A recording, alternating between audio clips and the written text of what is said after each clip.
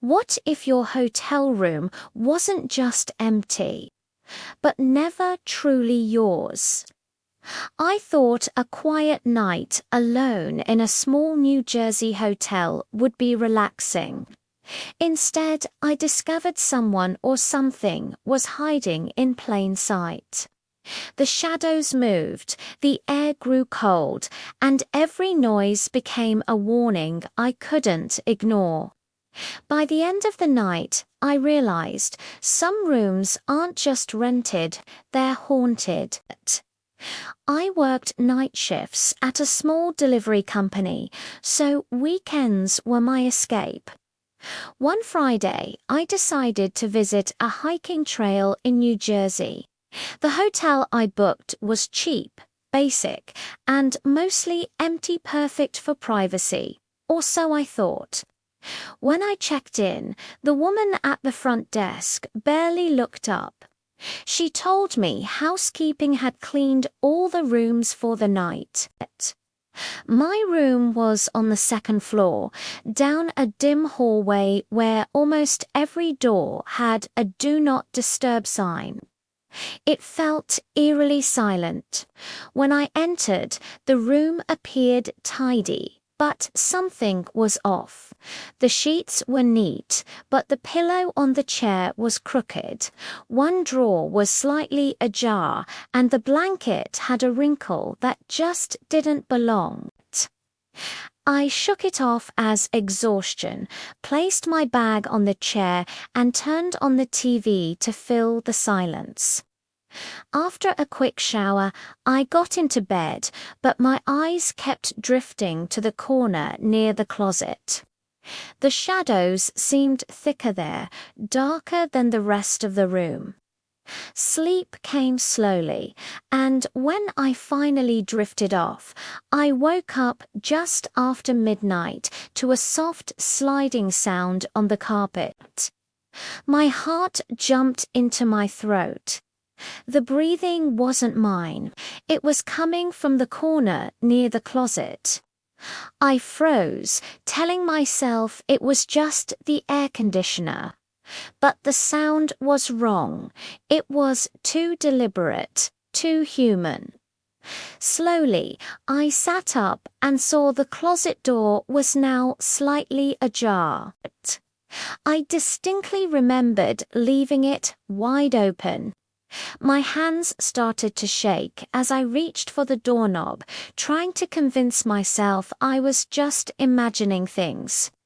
Then I saw it, a shadowed figure, barely visible in the dim light.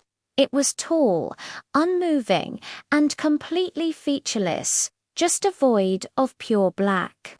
My throat closed up. My mind was screaming for me to run, but my body wouldn't move. The figure shifted just slightly, and that's what broke the spell. I bolted. I grabbed the door and rushed into the hallway. It was completely empty. The silence felt heavier than ever before. I raced downstairs, only to find the front desk abandoned. The phone was ringing, but no one was there to answer it. A few minutes later, the night receptionist came out from a back room. I frantically told her someone was in my room. She looked calm, almost bored, and said housekeeping had left hours ago and no one else had keys.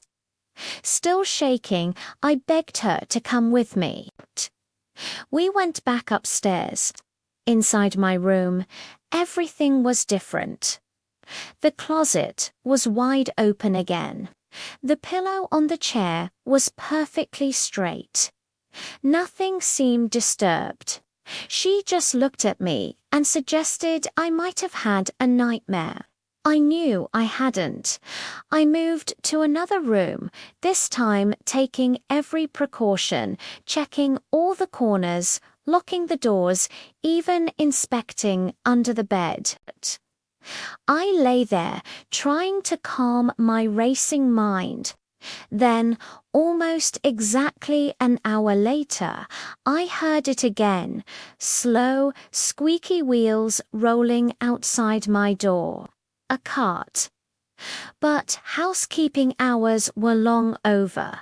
I pressed myself against the wall, barely breathing. Then came the heavy breathings, low and deliberate, exactly like before. A gentle tap followed, as if someone's fingers were pressing softly against the door, just testing it.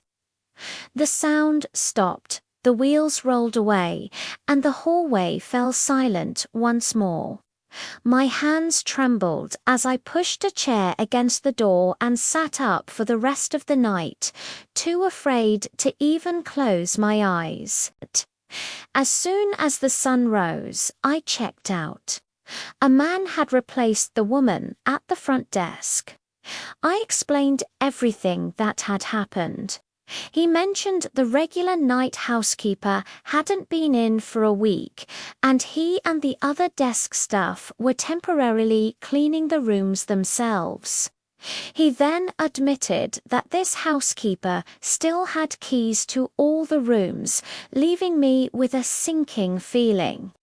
Whoever or whatever I had encountered might have been inside my room before I ever even arrived. I left immediately and didn't look back. Even now, I shiver thinking about those quiet footsteps, the heavy breathing, and that dark, unmoving figure. Some hotels aren't just places to sleep. They're places that hide secrets, shadows that linger, and eyes that watch even when you think you're alone. Next time you stay in a hotel, check twice. Lock everything and never assume the room is truly empty. Thanks for watching, and remember to subscribe for more strange stories.